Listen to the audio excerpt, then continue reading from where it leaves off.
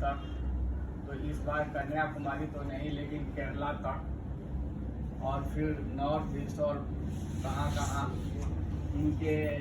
Honour में लोग programme रखते हैं, सेमिनार भी करते हैं। बहुत सारे लोग अपने इंटरनेशनल कॉन्फ्रेंस का इंतज़ार करते हैं कि जब तकी आबिदी साहब का शेड्यूल आ जाए हिंदुस्तान आने का, तो हम जो है वो इंटरनेशनल कॉन्फ्रेंस करेंगे। तो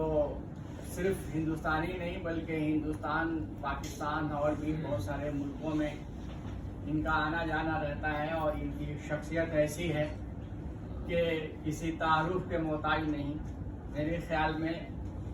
हिंदुस्तान में एक भी ऐसा शख्स नहीं होगा जिसका ताल्लुक उर्दू से हो और वो तकी आबिदी साहब को नहीं जानता हो। हिंदुस्तान में ऐसे हज़ारों लोग हैं कि जो NCPVL के डायरेक्टर को नहीं जानते होंगे उर्दू के होने के बावजूद भी, लेकिन तकी आबिदी साहब को ऐसा एक भी शख्स नहीं है जो जानता नहीं हो, और नहीं